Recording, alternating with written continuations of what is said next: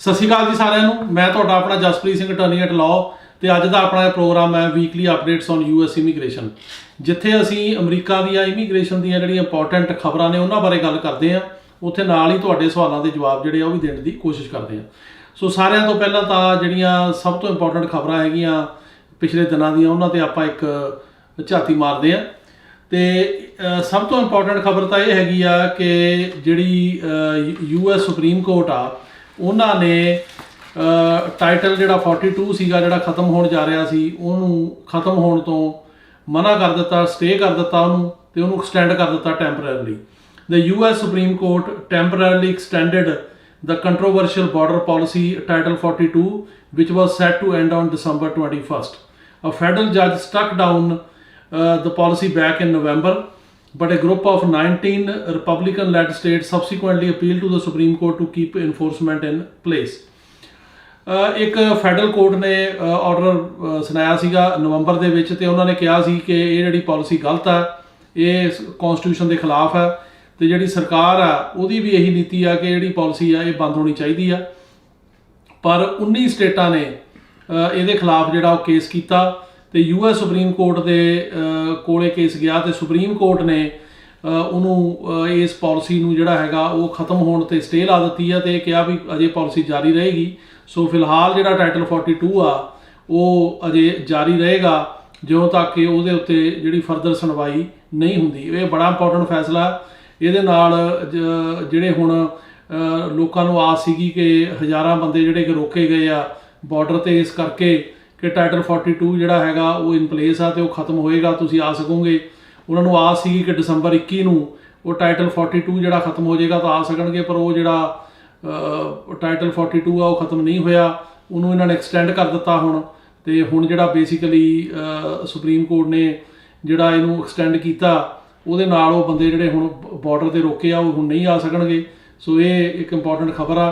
ਹੁਣ ਦੇਖਣ ਵਾਲੀ ਗੱਲ ਆ ਵੀ ਫਿਊਚਰ ਦੇ ਵਿੱਚ ਇਹਦਾ ਟਾਈਟਲ 42 ਦਾ ਜਿਹੜਾ ਉਹ ਕੀ ਹਸ਼ਰ ਹੋਏਗਾ।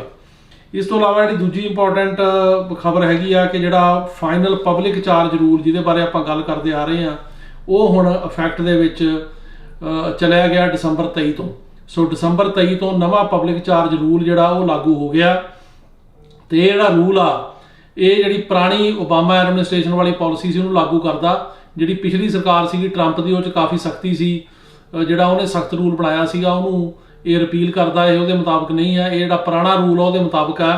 ਪਰ ਇਹ ਜਿਹੜਾ ਰੂਲ ਹੈਗਾ ਇਹ ਹੁਣ ਕਿਉਂਕਿ ਇਨ ਇਫੈਕਟ ਹੋ ਗਿਆ 23 ਦਸੰਬਰ ਤੋਂ ਤੇ ਇਹਦੀਆਂ ਜਿਹੜੀਆਂ ਮੇਨ ਪ੍ਰੋਵੀਜ਼ਨਸ ਨੇ ਉਹ ਹੁਣ ਲਾਗੂ ਜਿਹੜੀਆਂ ਉਹ ਸਰਕਾਰ ਕਰੇਗੀ। ਜਿਹੜਾ ਹੁਣ ਨਵਾਂ ਫਾਰਮ ਹੈ I-485 ਐਡਜਸਟਮੈਂਟ ਆਫ ਸਟੇਟਸ, ਇਹਦੇ ਬਾਰੇ ਆਪਾਂ ਲਾਸਟ ਟਾਈਮ ਵੀ ਗੱਲ ਕੀਤੀ ਸੀ ਵੀ ਨਵਾਂ ਫਾਰਮ ਆ ਗਿਆ। ਉਹ ਫਾਰਮ ਵੀ ਹੁਣ ਇਨਫੋਰਸ ਹੋ ਗਿਆ ਦਸੰਬਰ 23 ਤੋਂ।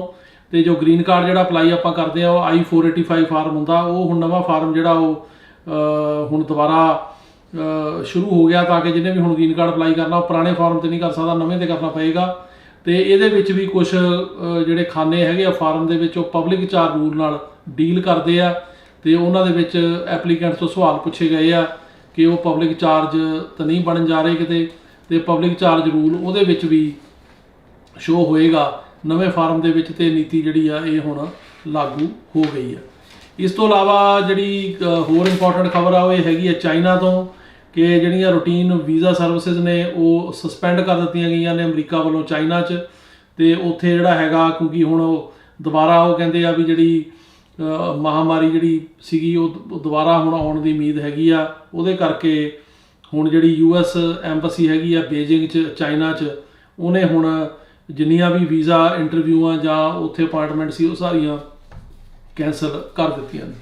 ਇਹ ਤੋਂ ਇਲਾਵਾ ਜਿਹੜੀ ਅਗਲੀ ਇੰਪੋਰਟੈਂਟ ਖਬਰ ਹੈ ਜੀ ਉਹ ਯੂਐਸ ਕੋਰਟ ਆਫ ਅਪੀਲਸ ਤੋਂ ਹੈਗੀ ਆ ਡਿਸਟ੍ਰਿਕਟ ਆਫ ਕੋਲੰਬੀਆ। ਇਹਨੇ ਕੁਝ ਜਿਹੜੇ ਸਿੱਖ ਅਪੈਲੈਂਟ ਸੀਗੇ ਉਹਨਾਂ ਨੂੰ ਵੱਡੀ ਰਾਹਤ ਦਿੱਤੀ ਆ। ਕੇਸ ਹੈਗਾ Jaskirat Singh et al appellants versus David H Berger. ਇਸ ਕੇਸ ਦੇ ਵਿੱਚ ਜਿਹੜੀ ਕੋਰਟ ਆ ਉਹਨੇ ਬੇਸਿਕਲੀ ਇਹ ਕਿਹਾ ਕਿ ਜੇ ਆਰਮੀ ਦੇ ਵਿੱਚ ਮਿਲਟਰੀ ਦੇ ਵਿੱਚ ਵੀ ਕਿਸੇ ਸਿੱਖ ਨੇ ਜਿਹੜਾ ਹੈਗਾ ਉਹ ਕੰਮ ਕਰਨਾ ਤਾਂ ਉਹ ਆਪਣੇ ਜਿਹੜੇ ਕੇਸ ਤੇ ਦਾੜੀ ਆ ਉਹ ਰੱਖ ਸਕਦਾ। ਇਹ ਬੜਾ ਇੰਪੋਰਟੈਂਟ ਇਹ ਫੈਸਲਾ ਆ। ਜਿਹੜੇ ਇਹ ਰਿਕਰੂਟ ਸੀਗੇ ਇਹਨਾਂ ਨੇ ਸੂਹ ਕੀਤਾ ਸੀ ਮਰੀਨ ਕਾਰਪਸ ਨੂੰ ਅਪ੍ਰੈਲ ਦੇ ਵਿੱਚ, ਤੇ ਉਹਨਾਂ ਨੇ ਕਿਹਾ ਸੀਗਾ ਵੀ ਸਾਨੂੰ ਸਾਡੇ ਜਿਹੜੇ ਰਿਲੀਜੀਅਸ ਜਿਹੜੇ ਇਹ ਚਿੰਨ੍ਹ ਹੈਗੇ ਨੇ ਇਹਨਾਂ ਨੂੰ ਰੱਖਣ ਦੀ ਆਰਮੀ ਦੇ ਵਿੱਚ ਜਿਹੜੀ ਆ ਪਰਮਿਸ਼ਨ ਨਹੀਂ ਮਿਲ ਰਹੀ ਤੇ ਆਰਬਿਟਰੀ ਤੇ ਡਿਸਕ੍ਰਿਮੀਨੇਟਰੀ ਆ। तो federal appeal court on Friday granted injunction allowing 2 Sikh men to immediately begin basic training with the US Marine Corps without shaving their beards, ending a month-long battle about whether the men could freely practice their religious beliefs. A third man who plans to enter the officer candidate school should have a related case reconsidered by the US district judge according to the ruling. ਇਹ ਜਿਹੜੀ ruling ਹੈ ਇਹ basically ਇਹ case ਜਿਹੜਾ ਹੈਗਾ ਉਹ 3 ਵਿਅਕਤੀਆਂ ਵੱਲੋਂ ਕੀਤਾ ਗਿਆ। ਉਹਨਾਂ ਦੇ ਨਾਂ ਹੈਗੇ ਜਸਕੀਰਤ ਸਿੰਘ, ਮਿਲਾਪ ਸਿੰਘ ਚਾਲ ਤੇ ਅਕੇਸ਼ ਸਿੰਘ।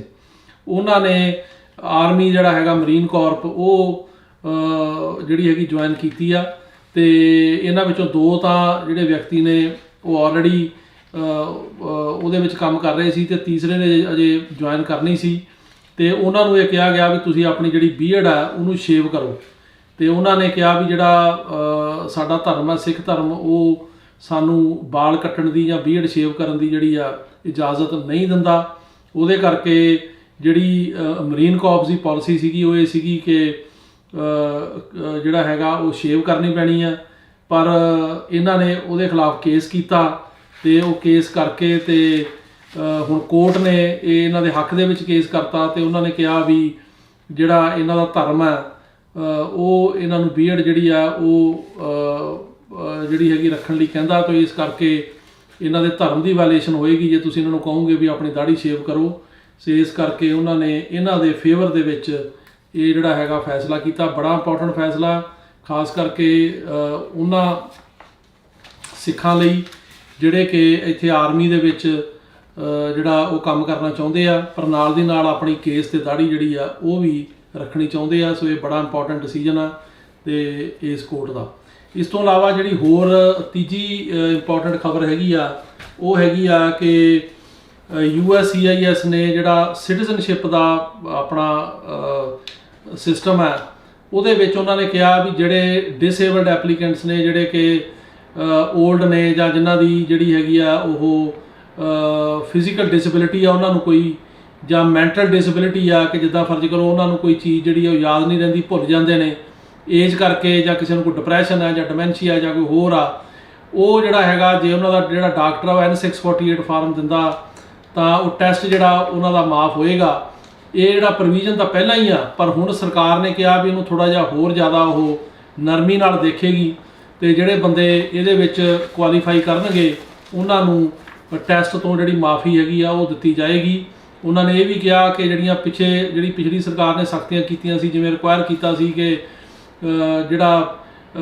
ਜਿਹੜੇ ਇਸ ਕਿਸਮ ਦੇ ਡਿਸੇਬਿਲਿਟੀ ਦੇ ਸਰਟੀਫਿਕੇਟਸ ਵਗੈਰਾ ਨੇ ਉਹ ਲੈਣੇ ਬਹੁਤ ਘੱਟ ਕਰਤੇ ਸੀਗੇ, ਪਰ ਹੁਣ ਦੀ ਸਰਕਾਰ ਨੇ ਕਿਹਾ ਕਿ ਜਿਹੜੇ ਆਫਿਸਰਸ ਨੇ ਉਹ ਇਹਨੂੰ ਫੇਰ ਦੁਬਾਰਾ ਧਿਆਨ ਨਾਲ ਦੇਖਣਗੇ ਤੇ ਹਮਦਰਦੀ ਵਾਲਾ ਰੁਖ ਰੱਖਣਗੇ, ਖਾਸ ਕਰਕੇ ਉਹਨਾਂ ਐਪਲੀਕੈਂਟਸ ਲਈ ਜਿਹੜੇ ਡਿਸੇਬਲਡ ਨੇ, ਜਿਹੜੇ ਮੈਂਟਲੀ ਜਿਨ੍ਹਾਂ ਨੂੰ ਭੁੱਲ ਜਾਂਦਾ, ਡਿਮੈਂਸ਼ੀਆ ਜਾਂ ਡਿਪਰੈਸ਼ਨ ਆ ਤੇ ਉਹ ਟੈਸਟ ਨਹੀਂ ਦੇ ਸਕਦੇ ਜਾਂ ਨਵੀਂ ਲੈਂਗੁਏਜ ਨਹੀਂ ਸਿੱਖ ਸਕਦੇ, ਤੇ ਉਹਨਾਂ ਲਈ ਸਰਕਾਰ ਜਿਹੜੀ ਆ ਉਹ ਨਰਮੀ ਵਾਲਾ ਰੁਖ ਅਖਤਿਆਰ ਕਰੇਗੀ। ਇਹ ਬੜੀ ਇੰਪੋਰਟੈਂਟ ਜਿਹੜੀ ਹੈਗੀ ਆ ਉਹ ਨਵੀਂ ਖਬਰ ਆ।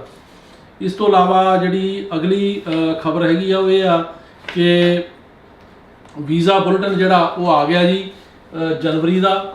ਸੋ ਜਿਹੜਾ ਜਨਵਰੀ ਦਾ ਵੀਜ਼ਾ ਬੁਲਟਨ ਆ ਉਹਦੀਆਂ ਮੈਂ ਤੁਹਾਨੂੰ ਡੇਟਾਂ ਪੜ੍ਹ ਕੇ ਸੁਣਾ ਦਿੰਦਾ। ਉਹ 'ਚ ਕੋਈ ਖਾਸ ਇੰਪਰੂਵਮੈਂਟ ਤਾਂ ਨਹੀਂ, ਪਰ ਉਹ ਆਉਣ ਨਾਲ ਥੋੜ੍ਹਾ ਜਿਹਾ ਜਿਹੜਾ ਹੈਗਾ ਉਹ ਰੁਖ ਪਤਾ ਲੱਗਿਆ ਸਰਕਾਰ ਦਾ, ਪਰ ਬੈਕਲੌਗ ਅਜੇ ਉਸੇ ਤਰ੍ਹਾਂ ਹੀ ਖੜਾ। F4 ਕੈਟੇਗਰੀ ਜਿਹੜੀ US ਸਿਟੀਜ਼ਨ ਦੇ ਭਰਾ ਭੈਣ ਤੇ ਉਹਨਾਂ ਦੇ ਅਨਮੈਰਿਡ ਬੱਚਿਆਂ ਦੀ ਕੈਟੇਗਰੀ ਉੱਥੇ ਚੱਲ ਰਿਹਾ ਜੀ 15 ਸਤੰਬਰ 2005। F3 ਕੈਟੇਗਰੀ ਜਿਹੜੀ ਆ ਉਹ ਗ੍ਰੀਨ ਕਾਰਡ US ਸਿਟੀਜ਼ਨ ਦੇ ਜਿਹੜੇ ਬੱਚੇ ਨੇ ਗ੍ਰੀਨ ਕਾਰਡ ਲਈ ਅਪਲਾਈ ਕਰਦੇ ਨੇ, ਮੈਰਿਡ ਬੱਚੇ, ਉਹਨਾਂ ਲਈ ਆ। ਉੱਥੇ ਚੱਲ ਰਿਹਾ ਜੀ 22 ਨਵੰਬਰ 2008। F2B ਕੈਟੇਗਰੀ ਆ ਗ੍ਰੀਨ ਕਾਰਡ ਹੋਲਡਰ ਦੇ ਅਨਮੈਰਿਡ ਬੱਚੇ ਓਵਰ 21 ਪਰ ਅਨਮੈਰਿਡ, ਉਹ ਹੈਗੀ ਹੈ ਜੀ 22 ਸਪਟੈਂਬਰ 2015। F2A ਕੈਟੇਗਰੀ ਹੈ ਗ੍ਰੀਨ ਕਾਰਡ ਹੋਲਡਰ ਤੇ ਉਹਨਾਂ ਦੇ ਹਸਬੈਂਡ ਵਾਈਫ ਤੇ 21 ਸਾਲ ਤੋਂ ਘੱਟ ਬੱਚੇ ਉਹ ਕਰੰਟ ਆ। F1 ਕੈਟੇਗਰੀ ਹੈਗੀ US ਸਿਟੀਜ਼ਨ ਦੇ ਜਿਹੜੇ ਅਨਮੈਰਿਡ ਬੱਚੇ ਆ ਉੱਥੇ 1 ਦਸੰਬਰ 2014 ਆ। ਸੋ ਇਹ ਕੁੱਲ ਮਿਲਾ ਕੇ ਜਿਵੇਂ ਪਿਛਲੇ ਮਹੀਨਿਆਂ ਦੇ ਵਿੱਚ F4 ਕੈਟਾਗਰੀ 'ਚ ਸਤੰਬਰ 2005 ਚੱਲ ਰਿਹਾ ਸੀ ਜਾਂ F3 'ਚ ਨਵੰਬਰ 2008 ਚੱਲ ਰਿਹਾ ਸੀ, ਉਹ ਸੇਮ ਹੀ ਚੱਲ ਰਿਹਾ, ਕੋਈ ਬਹੁਤਾ ਜਿਹੜਾ ਉਹ ਫਰਕ ਨਹੀਂ ਹੈ।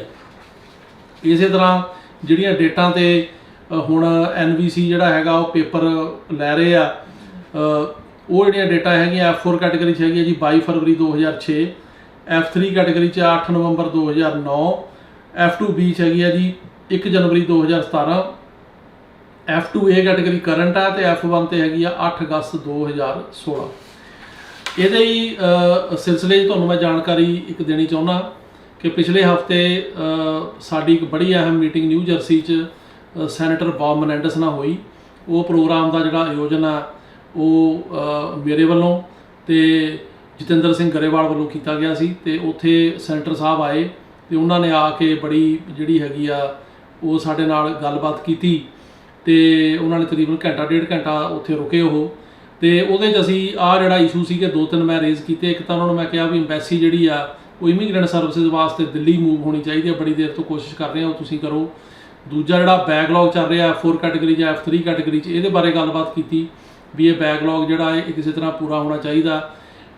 ਬੌਬ ਮਨੈਂਡਸ ਜਿਹੜੇ ਨੇ ਉਹ ਸੈਨੇਟ ਦੀ ਫੋਰਨ ਰਿਲੇਸ਼ਨ ਕਮੇਟੀ ਦੇ ਚੇਅਰਮੈਨ ਨੇ, ਬੜੇ ਇੰਪੋਰਟੈਂਟ ਸੈਨੇਟਰ ਨੇ, ਤੇ ਜਿਹੜੀ ਫੋਰਨ ਰਿਲੇਸ਼ਨ ਜਿਹੜੀ ਕਮੇਟੀ ਆ ਉਹ ਸਾਰੀਆਂ ਐਮਬੈਸੀਆਂ ਦਾ, ਸਟੇਟ ਡਿਪਾਰਟਮੈਂਟ ਦਾ ਜਿਹੜਾ ਕੰਮ ਹੈ ਉਹਨੂੰ ਓਵਰਲੁੱਕ ਕਰਦੀ ਆ, ਦੇਖਦੀ ਆ, ਤੇ ਉਹਦੇ ਨਾਲ ਨਾਲ ਉਹ ਜਿਹੜੇ ਇਮੀਗ੍ਰੇਸ਼ਨ ਦੇ ਰਿਫਾਰਮ ਦੇ ਬਿੱਲ ਹੁੰਦੇ ਨੇ ਉਹਨਾਂ ਦੇ ਵਿੱਚ ਵੀ ਇਹ ਮਤਲਬ ਮੋਢੀ ਹੁੰਦੇ ਨੇ, ਬੜੇ ਸੀਨੀਅਰ ਨੇ, ਤੇ ਉਹਨਾਂ ਨਾਲ ਇਹ ਗੱਲਬਾਤ ਕੀਤੀ। ਇੱਕ ਸਿਟੀਜ਼ਨਸ਼ਿਪ ਬਾਰੇ ਵੀ ਅਸੀਂ ਗੱਲ ਕੀਤੀ ਕਿ ਜਿਹੜੇ ਸਿਟੀਜ਼ਨਸ਼ਿਪ ਦੇ ਓਲਡ ਬੰਦੇ ਨੇ ਜਾਂ ਡਿਸੇਬਲਡ ਨੇ, ਜਿਹੜੇ ਟੈਸਟ ਨਹੀਂ ਦੇ ਸਕਦੇ, ਉਹਨਾਂ ਕੋਲ ਜੋ ਡਾਕਟਰ ਦਾ ਲੈਟਰ ਹੁੰਦਾ ਤਾਂ ਇਮੀਗ੍ਰੇਸ਼ਨ ਵਾਲੇ ਉਹਨੂੰ ਜਿਹੜਾ ਹੈ ਉਹ ਹਮਦਰਦੀ ਨਾਲ ਨਹੀਂ ਦੇਖਦੇ, ਉਹ ਉਹਨੂੰ ਜਾਣੀ ਕਿ ਜਿਹੜਾ ਹੈਗਾ ਟੈਸਟ ਨੂੰ ਲੈਣ ਲਈ ਮਜਬੂਰ ਕਰਦੇ ਨੇ, ਉਹ ਜਿਹੜਾ N648 ਫਾਰਮਾਂ ਨੂੰ ਐਕਸੈਪਟ ਨਹੀਂ ਕਰਦੇ। ਉਹਨਾਂ ਨੇ ਸਾਰੀਆਂ ਗੱਲਾਂ ਸੁਣੀਆਂ ਤੇ ਉਹਨਾਂ ਨੇ ਕਿਹਾ ਵੀ ਇਹਦੇ ਬਾਰੇ ਮੈਂ ਜਿਹੜਾ ਹੈਗਾ ਉਹ ਅੱਗੇ ਗੱਲਬਾਤ ਕਰਕੇ ਤੁਹਾਨੂੰ ਅਪਡੇਟ ਦਊਂਗਾ। ਹੁਣ ਛੁੱਟੀਆਂ ਤੋਂ ਬਾਅਦ ਜਿਹੜੀ ਅਪਡੇਟ ਮਿਲੇਗੀ। ਸੋ ਬੜੀ ਹੀ ਇੰਪੋਰਟੈਂਟ ਮੀਟਿੰਗ ਜਿਹੜੀ ਆ ਉਹ ਸੈਨੇਟਰ ਬੌਬ ਮਨੈਂਡਸ ਨਾਲ ਸਾਡੀ ਇਹਨਾਂ ਇਸ਼ੂਜ਼ ਬਾਰੇ ਹੋਈ। ਇਸ ਤੋਂ ਇਲਾਵਾ ਜਿਹੜੀ ਹੋਰ ਇੰਪੋਰਟੈਂਟ ਖਬਰ ਹੈਗੀ ਆ ਉਹ ਬਾਰਡਰ ਬਾਰੇ ਹੈ ਜੀ, ਕਿ ਜਿਹੜੀ ਬਾਰਡਰ ਦੀ ਸਿਚੁਏਸ਼ਨ ਹੈਗੀ ਆ, ਇੱਕ ਤਾਂ ਮੈਂ ਤੁਹਾਨੂੰ ਦੱਸਿਆ ਹੀ ਆ ਵੀ ਟਾਈਟਲ 42 ਜਿਹੜਾ ਉਹ ਬੰਦ ਨਹੀਂ ਹੋਇਆ, ਦੁਬਾਰਾ ਫਿਰ ਐਕਸਟੈਂਡ ਹੋ ਗਿਆ। ਪਰ ਸਾਡੇ ਜਿਹੜੇ ਪੰਜਾਬੀ ਬੰਦੇ ਜਾਂ ਇੰਡੀਆ ਤੋਂ ਜ਼ਿਆਦਾ ਆਉਂਦੇ ਆ ਲੋਕ, ਅੱਜ ਕੱਲ੍ਹ ਪੰਜਾਬ ਤੋਂ, ਹਰਿਆਣੇ ਤੋਂ, ਹੋਰ ਸਟੇਟਾਂ ਤੋਂ ਆ ਰਹੇ ਜਿਹੜੇ, ਉਹਨਾਂ ਦੇ ਟਾਈਟਲ 42 ਲਾਗੂ ਨਹੀਂ ਹੁੰਦਾ। ਵੀ ਟਾਈਟਲ 42 ਜਿਹੜਾ ਆ ਇਹ ਸਿਰਫ ਉਹਨਾਂ 'ਤੇ ਲਾਗੂ ਹੁੰਦਾ ਜਿਹੜੇ ਸੈਂਟਰਲ ਅਮਰੀਕਨ ਕੰਟਰੀਜ਼ ਵਗੈਰਾ ਤੋਂ ਆਉਂਦੇ ਆ, ਪਰ ਫਿਰ ਵੀ ਉਹਨਾਂ 'ਤੇ ਹੁਣ ਸਖਤੀ ਅੱਗੇ ਨਾਲੋਂ ਜ਼ਿਆਦਾ। ਜਿਹੜੇ ਤਾਂ ਫੈਮਲੀਜ਼ ਦੇ ਨਾਲ ਆਉਂਦੇ ਆ ਉਹਨਾਂ ਨੂੰ 72 ਘੰਟੇ ਦੇ ਵਿੱਚ ਰਿਲੀਜ਼ ਕਰਤਾ ਜਾਂਦਾ, ਪਰ ਜਿਹੜੇ ਇਕੱਲੇ ਆਉਂਦੇ ਆ ਜਾਂ ਓਲਡਰ ਬੰਦੇ ਆਉਂਦੇ ਆ ਓਵਰ 18, ਉਹਨਾਂ ਨੂੰ ਕੈਂਪਾਂ 'ਚ ਲੈ ਜਾਂਦੇ ਨੇ, ਤੇ ਉਹ ਕੈਂਪਾਂ ਦੇ ਵਿੱਚ ਉੱਥੇ ਕਈਆਂ ਦੇ ਬਿਆਨ ਹੁੰਦੇ, ਕਈਆਂ ਦੇ ਨਹੀਂ ਹੁੰਦੇ, ਜਿਹਦੇ ਫੇਲ ਹੋ ਜਾਣ ਉਹਨੂੰ ਰਿਲੀਜ਼ ਨਹੀਂ ਕੀਤਾ ਜਾਂਦਾ। ਸੋ ਅੱਡ ਕੈਂਪਾਂ ਦੀ ਇਹ ਜਿਹੜੀ ਦਸ਼ਾ ਹੈਗੀ ਆ। ਪਰ ਜੇ ਬੌਂਡ 'ਤੇ ਰਿਲੀਜ਼ ਕਰ ਦੇਣ ਤਾਂ ਕਈ ਵਾਰੀ ਜੇ ਆਈਸ ਬੌਂਡ ਕਰੇ ਉਹ 3000 ਦਾ, ਕਈਆਂ ਦਾ ਜ਼ਿਆਦਾ ਹੁੰਦਾ। ਸੋ ਇਹ ਜਿਹੜੀ ਕੁੱਲ ਮਿਲਾ ਕੇ ਪਾਲਿਸੀ ਹੈਗੀ ਆ, ਤੇ ਲੇਕਿਨ ਅੱਗੇ ਨਾਲੋਂ ਸਖਤੀ ਜ਼ਰੂਰ ਆ, ਪਰ ਫਿਰ ਵੀ ਬੰਦੇ ਜਿਹੜੇ ਨੇ ਉਹ ਡਿਟੈਂਸ਼ਨ ਸੈਂਟਰਾਂ, ਜੇਲ੍ਹਾਂ 'ਚੋਂ ਬਾਹਰ ਆ ਰਹੇ ਨੇ। ਪਿਛਲੇ ਹਫਤੇ ਅਸੀਂ 3 ਬੰਦਿਆਂ ਦੀ ਜ਼ਮਾਨਤ ਜਿਹੜੀ ਆ ਉਹ ਕਰਾਈ ਆ, ਜਿਹੜੇ ਕਿ ਉਹ ਬਾਹਰ ਆਏ ਨੇ। ਤੇ ਨਾਲ ਹੀ ਪਿਛਲੇ ਵੀਕ ਆਪਣੇ 4 ਪੋਲੀਟੀਕਲ ਅਸਾਈਲਮ ਦੇ ਕੇਸ ਪਾਸ ਹੋਏ ਆ, 2 ਕੈਲੀਫੋਰਨੀਆ 'ਚ ਹੋਏ ਆ, 2 ਨਿਊਯਾਰਕ 'ਚ ਹੋਏ ਆ। ਸੋ ਉਹਨਾਂ ਸਾਰਿਆਂ ਨੂੰ ਬਹੁਤ ਮੇਰੇ ਵੱਲੋਂ ਵਧਾਈ। ਇਹ ਸੀ ਜੀ ਇੰਪੋਰਟੈਂਟ ਖਬਰਾਂ। ਤੇ ਹੁਣ ਸਮਾਂ ਹੋ ਗਿਆ ਤੁਹਾਡੇ ਸਵਾਲਾਂ ਦੇ ਜਿਹੜੇ ਜਵਾਬ ਆ ਉਹ ਦੇਣ ਦਾ। ਤੇ ਸਾਰਿਆਂ ਤੋਂ ਪਹਿਲਾਂ ਤਾਂ ਕਈ ਸੱਜਣ ਸਾਡਾ ਧੰਨਵਾਦ ਕਰ ਰਹੇ ਨੇ ਕਿ ਤੁਸੀਂ ਬੜੀ ਇੰਪੋਰਟੈਂਟ ਜਾਣਕਾਰੀ ਦਿੰਦੇ ਆ। ਤੁਹਾਡਾ ਬੜਾ ਧੰਨਵਾਦ ਹੈ ਜੀ ਕਿ ਤੁਸੀਂ ਦੇਖਦੇ ਹੋ, ਇਹਨੂੰ ਸ਼ੇਅਰ ਕਰਦੇ ਹੋ। ਹੋਰ ਵੱਧ ਤੋਂ ਵੱਧ ਸ਼ੇਅਰ ਕਰੋ। ਮੇਰੀ ਕੋਸ਼ਿਸ਼ ਤਾਂ ਹੁੰਦੀ ਆ ਕਿ ਜਿੰਨੇ ਵੀ ਇਮੀਗ੍ਰੇਸ਼ਨ ਦੇ ਸਵਾਲ ਨੇ ਜਾਂ ਜਿਹੜੇ ਇਸ ਕਿਸਮ ਦੀਆਂ ਖਬਰਾਂ ਨੇ ਉਹਨਾਂ ਨੂੰ ਤੁਹਾਡੇ ਤੱਕ ਜਿਹੜਾ ਪਹੁੰਚਾਇਆ ਜਾਵੇ। ਇਸ ਤੋਂ ਇਲਾਵਾ ਅਗਲਾ ਸਵਾਲ ਜਿਹੜਾ ਇੱਕ ਇੰਪੋਰਟੈਂਟ ਆ ਉਹ ਇਹ ਹੈਗਾ ਜੀ ਕਿ F4 ਕੇਸ ਦੇ ਵਿੱਚ 2008 'ਚ ਅਪਲਾਈ ਕੀਤਾ ਸੀਗਾ, ਤੇ ਇਹਨੂੰ ਕਿੰਨਾ ਟਾਈਮ ਲੱਗੂਗਾ, ਤੇ ਪਲੱਸ ਕੀ ਸਾਡੇ ਬੱਚੇ ਸਟੂਡੈਂਟ ਵੀਜ਼ੇ 'ਤੇ ਆ ਸਕਦੇ ਆ। ਮੈਂ ਦੱਸ ਕੇ ਹਟਿਆ ਜੀ ਕਿ F4 ਕੈਟਾਗਰੀ ਕੋਈ ਖਾਸ ਮੂਵਮੈਂਟ ਨਹੀਂ ਹੋਈ। ਜਿਵੇਂ ਅੱਗੇ 2005 ਚੱਲਦਾ ਸੀ, ਹੁਣ ਵੀ 2005 ਹੀ ਚੱਲਦਾ। ਜੇ ਤੁਹਾਡਾ 8 'ਚ ਹੈ, ਘੱਟੋ ਘੱਟ 3 ਸਾਲ ਹੋਰ ਲੱਗ ਸਕਦੇ ਨੇ, ਤੇ ਤੁਹਾਡੇ ਜਿਹੜੇ ਬੱਚੇ ਹੈਗੇ ਆ ਉਹ ਸਟੂਡੈਂਟ ਵੀਜ਼ੇ ਲਈ ਅਪਲਾਈ ਕਰ ਸਕਦੇ ਆ। ਪਰ ਨਾ ਹੋਣ ਦੇ ਚਾਂਸ ਜ਼ਿਆਦਾ, ਕਿਉਂਕਿ ਲਾ ਇਹ ਹੈਗਾ ਵੀ ਜੇ ਇਮੀਗ੍ਰੈਂਟ ਵੀਜ਼ਾ ਅਪਲਾਈ ਕਿਸੇ ਨੇ ਕੀਤਾ ਤੇ ਉਹਦਾ ਬੱਚਾ ਜੇ ਸਟੂਡੈਂਟ ਵੀਜ਼ੇ ਲਈ ਅਪਲਾਈ ਕਰਦਾ ਜਾਂ ਇਸ ਕਿਸਮ ਦੇ ਵਿਜ਼ਟਰ ਵੀਜ਼ੇ ਲਈ ਜਾਂ ਨਾਨ ਇਮੀਗ੍ਰੈਂਟ ਵੀਜ਼ਿਆਂ ਲਈ, ਉਹ ਨਾ ਹੋ ਸਕਦੀ ਹੈ, ਕਿਉਂਕਿ ਉੱਥੇ ਇੰਟੈਂਟ ਦਾ ਸਵਾਲ ਖੜਾ ਹੋ ਜਾਂਦਾ ਕਿ ਉਹ ਇਹ ਕਹਿੰਦੇ ਨੇ ਕਿ ਤੁਹਾਡੀ ਤਾਂ ਉੱਥੇ ਰਹਿਣ ਦੀ ਇੰਟੈਂਟ ਆ। ਅਗਲਾ ਜੀ ਸਵਾਲ ਹੈਗਾ ਕਿ ਤੁਸੀਂ ਫਿਆਂਸੇ ਬਾਰੇ ਐਪਲੀਕੇਸ਼ਨ ਜਿਹੜੀ ਵੀਜ਼ਾ ਉਹਦੇ ਬਾਰੇ ਸਾਨੂੰ ਜਾਣਕਾਰੀ ਦਿਓ। ਸਾਡੀ ਐਪਲੀਕੇਸ਼ਨ ਫਿਆਂਸੇ ਦੀ 15 ਅਗਸਤ 2022 ਨੂੰ ਰਿਸੀਵ ਹੋਈ ਸੀ, ਇਹਨੂੰ ਕਿੰਨਾ ਟਾਈਮ ਲੱਗੂਗਾ। देखो जी इस तरह आ, ਇਹਨੂੰ ਟਾਈਮ ਲੱਗੂਗਾ ਕਿਉਂਕਿ ਇਹ ਕਾਫੀ ਡਿਲੇ ਆ। ਜਿਹੜਾ ਫਿਆਂਸੇ ਬੇਸਿਕਲੀ ਇਹ ਹੁੰਦਾ ਵੀ ਜਿਹੜਾ US ਸਿਟੀਜ਼ਨ ਆ ਉਹ ਜਾ ਕੇ ਬਾਹਰ ਦੀ ਕਿਸੇ ਕੰਟਰੀ ਦੇ ਵਿੱਚ ਅੰਗੇਜਮੈਂਟ ਕਰਦਾ ਕਿਸੇ ਨਾਲ, ਤੇ ਇਹ ਕਹਿੰਦਾ ਵੀ ਮੈਂ ਇਹਨੂੰ ਅਮਰੀਕਾ ਜਿਹੜਾ ਲੈ ਕੇ ਜਾਣਾ ਐਜ਼ ਏ ਫਿਆਂਸੇ, ਤਾਂ ਉੱਥੇ ਜਾ ਕੇ ਮੈਂ ਵਿਆਹ ਕਰਾਂਗਾ ਉਹਨੂੰ। ਫਿਰ ਉਹ 3 ਮਹੀਨੇ ਦੇ ਵਿੱਚ ਵਿਆਹ ਕਰਕੇ ਅਪਲਾਈ ਕਰਨਾ ਪੈਂਦਾ ਇੱਥੇ ਕੇਸ। ਪਰ ਫਿਆਂਸੇ ਦੇ ਵਿੱਚ ਇਹੀ ਦੇਖਦੇ ਨੇ ਕਿ ਕੀ ਇੰਟੈਂਸ਼ਨ ਵਿਆਹ ਕਰਨ ਦੀ ਆ ਕਿ ਉੱਦਾਂ ਲਿਜਾਣ ਦੀ ਆ। ਜਿਹਨਾਂ ਨੂੰ ਲੱਗੇ ਕਿ ਰੀਅਲ ਜੈਨੂਇਨ ਕੇਸ ਆ ਉਹ ਫਿਆਂਸੇ ਵੀਜ਼ਾ ਵੀ ਕਰ ਦਿੰਦੇ ਆ। ਅੱਜ ਕੱਲ੍ਹ ਜਿਹੜੀ ਹੈਗੀ ਡਿਲੇ ਉਹ ਪਹਿਲਾਂ ਨਾਲੋਂ ਜ਼ਿਆਦਾ, ਪਰ ਜਿਹੜੀ ਪਿਛਲੇ 2-3 ਸਾਲਾਂ ਸੀ ਉਹਦੇ ਨਾਲੋਂ ਤਾਂ ਘੱਟ ਆ। ਪਰ ਜਦੋਂ ਜਿਹੜੀ ਆਹ ਮਹਾਮਾਰੀ ਆਈ, ਪੈਂਡੈਮਿਕ ਆਇਆ, ਇਸ ਤੋਂ ਪਹਿਲਾਂ ਜਿਹੜੀ ਡਿਲੇ ਸੀ ਜਿੰਨਾ ਟਾਈਮ ਲੱਗਦਾ ਸੀ ਉਹਦੇ ਨਾਲੋਂ ਟਾਈਮ ਜ਼ਿਆਦਾ ਲੱਗ ਰਿਹਾ। ਸੋ ਸਾਨੂੰ ਵੇਟ ਕਰਨੀ ਪੈਣੀ ਹੈ ਇਹਦੇ 'ਚ। ਟਾਈਮ ਫਰੇਮ ਦਾ ਜੇ ਕੁਝ ਨਹੀਂ ਕਹਿ ਸਕਦੇ ਕਿ ਕਿੰਨਾ ਟਾਈਮ ਲੱਗੂਗਾ। ਅਗਲਾ ਸਵਾਲ ਹੈ ਜੀ ਕਿ ਇਹ ਦੱਸੋ ਕਿ ਜਿਹੜਾ ਅਸੈਲਮ ਦਾ ਕੇਸ ਆ ਉਹ ਜੇ ਅਸੀਂ ਇੱਥੇ ਆ ਕੇ ਲਾਈਏ ਤਾਂ ਸਾਨੂੰ ਵਰਕ ਪਰਮਿਟ ਕਦੋਂ ਮਿਲੇਗਾ। ਅਸੈਲਮ ਦਾ ਕੇਸ ਜਦੋਂ ਵੀ ਕੋਈ ਬੰਦਾ ਲਾਉਂਦਾ ਜੀ ਉਹਨੂੰ ਜਿਹੜਾ ਵਰਕ ਪਰਮਿਟ 180 ਦਿਨ ਬਾਅਦ ਉਹ ਐਲੀਜੀਬਲ ਹੁੰਦਾ, ਤੇ ਉਹਦੇ 'ਚ ASAP ਦੀ ਮੈਂਬਰਸ਼ਿਪ ਲੈ ਕੇ ਅਸੀਂ 180 ਦਿਨ ਬਾਅਦ ਅਪਲਾਈ ਕਰਦੇ ਹਾਂ। ਜਦੋਂ ਅਪਲਾਈ ਕਰਤਾ ਉਦੋਂ ਬਾਅਦ 1.5-2 ਮਹੀਨੇ ਦੇ ਵਿੱਚ ਜਿਹੜਾ ਉਹ ਵਰਕ ਪਰਮਿਟ ਆਉਣਾ ਚਾਹੀਦਾ। ਅਗਲਾ ਸਵਾਲ ਹੈ ਜੀ ਕਿ ਜਿਹੜੇ ਪੋਲੀਟੀਕਲ ਅਸੈਲਮ ਦੇ ਕੇਸ ਨੇ ਇਹਨਾਂ ਦੇ ਵਿੱਚ ਜਿਹੜੇ ਹੈਗੇ ਆ ਉਹ ਸਕਸੈਸ ਰੇਟ ਕੀ ਆ। ਇਹ ਡਿਪੈਂਡ ਕਰਦਾ ਜੀ ਕੇਸ ਦੇ ਉੱਤੇ ਤੇ ਜੁਰਿਸਡਿਕਸ਼ਨ ਦੇ ਉੱਤੇ ਵੀ ਕਿੱਥੇ ਕੇਸ ਆ। ਕਈ ਜਿਹੜੀਆਂ ਕੋਰਟਾਂ ਨੇ, ਕਈ ਜਿਹੜੀਆਂ ਜੁਰਿਸਡਿਕਸ਼ਨ ਦੇ ਉੱਤੇ ਸਖਤੀ ਜ਼ਿਆਦਾ, ਕਈਆਂ 'ਚ ਘੱਟ ਆ। ਪਰ ਜਿਹੜਾ ਆਮ ਤੌਰ 'ਤੇ ਅਸੈਲਮ ਦੇ ਕੇਸ ਨੇ ਇਹ ਜਿਹੜੇ ਜ਼ਿਆਦਾ ਅਪਰੂਵਲ ਰੇਟ ਕੈਲੀਫੋਰਨੀਆ ਅਤੇ ਨਿਊਯਾਰਕ 'ਚ ਆ, ਅਤੇ ਪਰ ਜਿਹੜੀਆਂ ਬਾਕੀ ਸਟੇਟਾਂ ਨੇ ਉੱਥੇ ਵੀ ਹੈਗਾ, ਇਹ ਨਹੀਂ ਵੀ ਉਹਨਾਂ 'ਚ ਨਹੀਂ ਆ, ਲੇਕਿਨ ਇਹਨਾਂ ਦੇ ਮੁਕਾਬਲੇ 'ਚ ਘੱਟ ਆ। ਬਾਕੀ ਕੇਸ 'ਤੇ ਡਿਪੈਂਡ ਕਰਦਾ। ਜੇ ਕੇਸ ਦੇ ਵੀ ਤੁਹਾਡੇ ਕੋਲ ਡਾਕੂਮੈਂਟੇਸ਼ਨ ਪੂਰੀ ਆ, ਜਿਹੜੇ ਅਸੈਲਮ ਦੇ 5 ਗਰਾਊਂਡ ਆ ਉਹਨਾਂ ਵਿੱਚ ਤੁਹਾਡਾ ਕੇਸ ਆ, ਤਾਂ ਫਿਰ ਉਹ ਪਾਸ ਹੋਣ ਦੇ ਜਿਹੜੇ ਹੈਗੇ ਆ ਉਹ ਚਾਂਸ ਕਾਫੀ ਵੱਧ ਜਾਂਦੇ ਆ। ਪਰ ਇਹ 'ਚ ਕੋਈ ਗਾਰੰਟੀ ਨਹੀਂ ਹੁੰਦੀ। ਆਪਾਂ ਇਹ ਨਹੀਂ ਕਹਿ ਸਕਦੇ ਵੀ ਇਹ ਕੇਸ ਪਾਸ ਹੋਣਾ ਹੀ ਹੋਣਾ, ਜਾਂ ਆਪਾਂ ਇਹ ਵੀ ਨਹੀਂ ਕਹਿ ਸਕਦੇ ਵੀ ਇਹ ਫੇਲ ਹੋਣਾ ਹੀ ਹੋਣਾ। ਸੋ ਇਸ ਕਰਕੇ ਇਹਦਾ ਡਿਪੈਂਡ ਕਰਦਾ ਜਿਹੜੇ ਉਹਦੀ ਕਿ ਕੀ ਤੁਹਾਡੇ ਨਾਲ ਹੋਇਆ, ਤੁਹਾਡਾ ਕੇਸ ਕਿੱਦਾਂ ਦਾ, ਸਟੇਟਮੈਂਟ ਕਿੱਦਾਂ ਦੀ ਹੈ, ਡਾਕੂਮੈਂਟਸ ਕਿੱਦਾਂ ਦੇ ਆ, ਗਾਂ ਜੱਜ ਕਿੱਦਾਂ ਦਾ, ਇਹ ਸਾਰੀਆਂ ਗੱਲਾਂ ਦੇ ਉੱਤੇ। ਅਗਲਾ ਸਵਾਲ ਹੈ ਜੀ ਕਿ ਸਾਡਾ F4 ਦਾ ਵੀਜ਼ਾ ਅਪਲਾਈ ਮੇਰੇ ਬ੍ਰਦਰ ਇਨ ਲਾਅ ਨੇ ਕੀਤਾ ਸੀ ਜੁਲਾਈ 2007 'ਚ, ਤੇ 15 ਸਾਲ ਤੋਂ ਉੱਤੇ ਹੋ ਗਏ ਆ। ਮੇਰੇ ਬੇਟੇ ਦੀ 19 ਸਾਲ ਤੋਂ ਉਮਰ ਹੋ ਗਈ ਆ, ਕੀ ਉਹ ਆ ਸਕੇਗਾ। ਦੇਖੋ ਜੀ ਅਜੇ 2005 ਚੱਲ ਰਿਹਾ, ਸੋ 7 ਦੀ ਵਾਰੀ ਇਸ ਹਿਸਾਬ ਨਾਲ 2-3 ਸਾਲ ਲੱਗਣਗੇ। ਤੇ ਜੇ ਉਹ 21 ਤੋਂ ਉੱਪਰ ਹੋ ਗਿਆ ਤਾਂ ਚਾਈਲਡ ਸਟੈਟਸ ਪ੍ਰੋਟੈਕਸ਼ਨ ਐਕਟ ਜੇ ਕਵਰ ਕਰੇਗਾ ਤਾਂ ਆ ਸਕਦਾ, ਅਦਰਵਾਈਜ਼ ਨਹੀਂ। ਸੋ ਚਾਈਲਡ ਸਟੈਟਸ ਪ੍ਰੋਟੈਕਸ਼ਨ ਐਕਟ ਦਾ ਜਿਹੜਾ ਟ੍ਰਿਗਰ ਉਦੋਂ ਹੀ ਹੋਣਾ ਜਦੋਂ ਤੁਹਾਡਾ ਜਿਹੜਾ ਵੀਜ਼ਾ ਨੰਬਰ ਕਰੰਟ ਹੋ ਗਿਆ। ਅਜੇ ਉਹਦੇ ਬਾਰੇ ਆਪਾਂ ਕੁਝ ਨਹੀਂ ਕਹਿ ਸਕਦੇ। ਅਗਲਾ ਸਵਾਲ ਹੈ ਜੀ ਕਿ F4 ਵੀਜ਼ਾ ਸੀ ਸਾਡਾ ਅਪਲਾਈ ਹੋਇਆ ਤੇ ਡਾਕੂਮੈਂਟਰੀ ਕੁਆਲੀਫਾਈ ਕੇਸ ਹੋ ਗਿਆ ਸਾਡਾ ਜੀ 8 ਸਤੰਬਰ 2022 ਨੂੰ, ਤੇ ਅਸੀਂ ਇੰਟਰਵਿਊ ਜਿਹੜੀ ਆ ਉਹ ਕਦੋਂ ਆਏਗੀ। ਇਹਨੂੰ ਅਜੇ ਕੁਝ ਨਹੀਂ ਕਹਿ ਸਕਦਾ ਜੀ ਕਿੰਨਾ ਟਾਈਮ ਲੱਗੂਗਾ। ਕੋਈ ਕਾਫੀ ਜ਼ਿਆਦਾ ਜਿਹੜੀ ਹੈਗੀ ਆ ਉਹ ਡਿਲੇ ਆ, ਤੇ ਇਹ ਹੁਣ ਜਦੋਂ ਅਗਲੇ ਸਾਲ ਜਨਵਰੀ ਦੇ ਵਿੱਚ ਪ੍ਰੋਸੈਸਿੰਗ ਸ਼ੁਰੂ ਹੋਊਗੀ ਉਸ ਤੋਂ ਬਾਅਦ ਦੇਖਾਂਗੇ ਵੀ ਕਿੰਨਾ ਟਾਈਮ ਲੱਗਦਾ, ਪਰ ਡਿਲੇ ਬਹੁਤ ਜ਼ਿਆਦਾ। ਅਗਲਾ ਸਵਾਲ ਹੈ ਜੀ ਕਿ ਮੇਰੀ ਸਿਸਟਰ ਨੇ F4 ਕੈਟੇਗਰੀ ਦਾ ਅਪਲਾਈ ਕੀਤਾ ਸੀਗਾ, ਤੇ ਉਦੋਂ ਮੈਂ 20 ਸਾਲ ਸੀ। ਹੁਣ ਮੈਂ ਸਟੱਡੀ ਵੀਜ਼ੇ ਲਈ ਅਪਲਾਈ ਕਰ ਸਕਦੀ ਹਾਂ। ਮੈਂ ਦੱਸ ਕੇ ਹਟਿਆ ਜੀ ਪਹਿਲਾਂ ਕਿ ਤੁਸੀਂ ਸਟੱਡੀ ਵੀਜ਼ੇ ਲਈ ਜੇ ਅਪਲਾਈ ਕਰੋਗੇ ਤਾਂ ਉਹ 'ਚ ਡੂਅਲ ਇੰਟੈਂਟ ਆ ਜਾਣੀ ਹੈ। ਕੁਝ ਜਿਹਨਾਂ ਨੇ ਇਮੀਗ੍ਰੈਂਟ ਵੀਜ਼ੇ ਲਈ ਅਪਲਾਈ ਕੀਤਾ ਹੁੰਦਾ ਉਹ ਸਟੱਡੀ ਵੀਜ਼ੇ ਲਈ ਜੇ ਅਪਲਾਈ ਕਰਦੇ ਉਹਨਾਂ ਨੂੰ ਨਾ ਹੋ ਸਕਦੀ ਆ, ਕਿਉਂਕਿ ਉਹਨਾਂ ਨੂੰ ਇਹ ਲੱਗਦਾ ਵੀ ਇਹਨਾਂ ਨੇ ਜਾ ਕੇ ਰਹਿਣਾ। ਸੋ ਇਹਦੇ ਵਿੱਚ ਨਾ ਹੋਣ ਦੇ ਚਾਂਸ ਹੈਗੇ ਆ। ਅਗਲਾ ਸਵਾਲ ਹੈ ਜੀ ਕਿ ਮੈਂ ਵੇਟ ਕਰ ਰਿਹਾ 2008 'ਚ F3 ਵੀਜ਼ੇ ਦੀ, ਤੇ ਕੀ ਹੁਣ ਮੈਂ ਆਸਟ੍ਰੇਲੀਆ ਮੂਵ ਹੋ ਗਿਆ, ਮੈਂ ਵਿਜ਼ਟਰ ਵੀਜ਼ਾ ਅਪਲਾਈ ਕਰ ਸਕਦਾ। ਦੇਖੋ ਅਪਲਾਈ ਤਾਂ ਤੁਸੀਂ ਕਰ ਸਕਦੇ ਹੋ, ਪਰ ਉਹ ਗਰੰਟੀ ਨਹੀਂ ਵੀ ਮਿਲੇ, ਕਿਉਂਕਿ ਜੇ ਤੁਹਾਡੇ ਆਲਰੇਡੀ ਪਟੀਸ਼ਨ ਹੋਈ ਆ ਤਾਂ ਉਹ ਇਮੀਗ੍ਰੇਸ਼ਨ ਵਾਲੇ ਇਹ ਕਹਿ ਸਕਦੇ ਆ, ਜਾਂ ਐਮਬੈਸੀ ਵਾਲੇ ਇਹ ਕਹਿ ਸਕਦੇ ਕਿ ਤੁਹਾਡੀ ਇਮੀਗ੍ਰੈਂਟ ਪਟੀਸ਼ਨ ਆ, ਤੁਸੀਂ ਪਤਾ ਨਹੀਂ ਮੁੜ ਕੇ ਆਉਣਾ ਕਿ ਨਹੀਂ ਆਉਣਾ। ਸੋ ਇਸ ਕਰਕੇ ਤੁਸੀਂ ਟਰਾਈ ਕਰ ਸਕਦੇ ਹੋ, ਪਰ ਕੋਈ ਪੱਕੀ ਗਰੰਟੀ ਨਹੀਂ ਕਿ ਵਿਜ਼ਟਰ ਵੀਜ਼ਾ ਦੇ ਵਿੱਚ ਮਿਲੇਗਾ। ਅਗਲਾ ਸਵਾਲ ਹੈ ਜੀ ਕਿ ਜੇ ਕੋਈ ਬੰਦਾ 6 ਮਹੀਨੇ ਤੋਂ ਵੱਧ ਅਮਰੀਕਾ ਤੋਂ ਬਾਹਰ ਰਹਿੰਦਾ ਤੇ ਉਹ 5 ਸਾਲਾਂ ਦੇ ਵਿੱਚੋਂ ਟਾਈਮ ਕਿੰਨਾ ਗਿਣਿਆ ਜਾਂਦਾ। ਇਹ ਸਿਟੀਜ਼ਨਸ਼ਿਪ ਦੀ ਗੱਲ ਕਰ ਰਿਹਾ ਜੀ। ਬੇਸਿਕਲੀ ਉਹਦਾ ਰੂਲ ਇਹ ਹੈ ਕਿ ਤੁਸੀਂ ਗ੍ਰੀਨ ਕਾਰਡ ਤੋਂ ਬਾਅਦ 5 ਸਾਲਾਂ ਬਾਅਦ ਸਿਟੀਜ਼ਨਸ਼ਿਪ ਲੈ ਸਕਦੇ ਹੋ, ਪਰ ਉਹ 5 ਸਾਲ ਤੋਂ 2.5 ਸਾਲ ਤੁਹਾਡੇ ਅਮਰੀਕਾ 'ਚ ਰਹਿਣਾ ਜ਼ਰੂਰੀ ਆ, ਤੇ ਉਹ 2.5 ਸਾਲਾਂ ਦੇ ਵਿੱਚ ਤੁਸੀਂ 6 ਮਹੀਨੇ ਤੋਂ ਵੱਧ ਦਾ ਟਾਈਮ ਬਾਹਰ ਜਿਹੜਾ ਉਹ ਨਹੀਂ ਰਹਿ ਸਕਦੇ, ਤੇ ਜੇ ਤੁਸੀਂ ਰਹੋਗੇ ਤਾਂ ਉਹ ਟਾਈਮ ਜਿਹੜਾ ਹੈਗਾ ਵਿੱਚੋਂ ਕੱਟਿਆ ਜਾਂਦਾ। ਸੋ 6 ਮਹੀਨੇ ਦੇ ਵਿੱਚ ਜੇ ਮੁੜ ਕੇ ਆਓਗੇ ਤਾਂ ਉਹ ਫਿਰ ਜਿਹੜਾ ਹੈਗਾ ਉਹ ਗਿਣਿਆ ਜਾਂਦਾ ਟਾਈਮ। ਲੇਕਿਨ ਉਹਦੇ ਨਾਲ ਇਹ ਵੀ ਲਾ ਆ ਵੀ ਕੁੱਲ ਮਿਲਾ ਕੇ ਤੁਹਾਡੀ ਜਿਹੜੀ ਸਟੇ ਆ ਉਹ 2.5 ਸਾਲ ਤੋਂ ਉੱਪਰ ਇੱਥੇ ਜ਼ਰੂਰ ਹੋਣੀ ਚਾਹੀਦੀ ਆ। ਉਦੋਂ ਇਲਾਵਾ ਜੀ ਕਿ ਅਗਲਾ ਸਵਾਲ ਇਹ ਆ ਕਿ ਉਹ ਕਹਿੰਦੇ ਆ ਕਿ ਇੰਡੀਆ ਹਰਿਆਣੇ ਤੋਂ ਆ, ਤੇ 30 ਸਾਲ ਦੀ ਮੇਰੀ ਉਮਰ ਆ, ਤੇ ਇੱਥੇ ਮੈਂ ਅਮਰੀਕਾ ਕਿਵੇਂ ਸੈਟਲ ਹੋ ਸਕਦਾ। ਅਮਰੀਕਾ ਆ ਕੇ ਇੱਦਾਂ ਸੈਟਲ ਹੋਣਾ ਇੱਦਾਂ ਦਾ ਕੋਈ ਤਰੀਕਾ ਨਹੀਂ ਜੀ। ਇੱਥੇ ਕੋਈ ਇਸ ਕਿਸਮ ਦੇ ਵੀਜ਼ੇ ਤਾਂ ਹੈ ਨਹੀਂ, ਕੈਨੇਡਾ ਵਾਂਗੂ ਵੀ ਪੁਆਇੰਟ ਸਿਸਟਮ ਹੈ ਜਾਂ ਇੱਥੇ ਕੋਈ ਕੰਮ ਦੀ ਬੇਸ 'ਤੇ ਆ। ਤੋ ਇਸ ਕਰਕੇ ਜਿਹੜਾ ਕੰਮ ਵਾਲਾ H1 ਵਗੈਰਾ ਹੁੰਦਾ, ਪਰ ਉਹ ਹਾਲੀ ਕੁਆਲੀਫਾਈਡ ਬੰਦਿਆਂ ਦਾ ਉੱਥੇ ਵੀ ਲੋਟਰੀ ਆ। ਤੇ ਇਸ ਕਰਕੇ ਕੋਈ ਇੱਦਾਂ ਦਾ ਨਹੀਂ ਹੈਗਾ ਸਿਸਟਮ ਕਿ ਤੁਹਾਨੂੰ ਇਹ ਦੱਸ ਸਕੀਏ ਵੀ ਕਿੱਦਾਂ ਸੈਟਲ ਹੋਣਗੇ। ਜਿਹੜੇ ਆਮ ਬੰਦੇ ਇੱਥੇ ਆਉਂਦੇ ਆ ਉਹ ਆ ਕੇ ਚਾਹੇ ਵਿਜ਼ਟਰ ਵੀਜ਼ੇ 'ਤੇ ਆਉਂਦੇ ਆ, ਚਾਹੇ ਉੱਦਾਂ ਹੀ ਬਾਰਡਰ ਕ੍ਰਾਸ ਕਰਕੇ ਆਉਂਦੇ ਆ, ਉਹ ਅਸਾਈਲਮ ਦਾ ਕੇਸ ਕਰਦੇ ਆ, ਪੋਲੀਟੀਕਲ ਅਸਾਈਲਮ ਦਾ। ਉਹ 'ਚ ਉਹਨਾਂ ਨੂੰ ਪਹਿਲਾਂ ਵਰਕ ਪਰਮਿਟ ਮਿਲ ਜਾਂਦਾ, ਫਿਰ ਕੇਸ ਚੱਲਦਾ, ਜੇ ਪਾਸ ਹੋ ਜਾਂਦਾ ਤਾਂ ਫਿਰ ਸਾਲ ਬਾਅਦ ਗ੍ਰੀਨ ਕਾਰਡ ਮਿਲਦਾ, ਨਹੀਂ ਪਾਸ ਹੁੰਦਾ ਤਾਂ ਅਪੀਲ ਕਰ ਦਿੰਦੇ ਆ। ਸੋ ਇਸ ਕਿਸਮ ਦੀ ਸਿਚੁਏਸ਼ਨ ਹੈਗੀ ਆ। ਜਾਂ ਇੱਕ ਇਨਵੈਸਟਰ ਵੀਜ਼ਾ EB-5 ਆ, ਉਹ 'ਚ ਕਰਦੇ ਆ।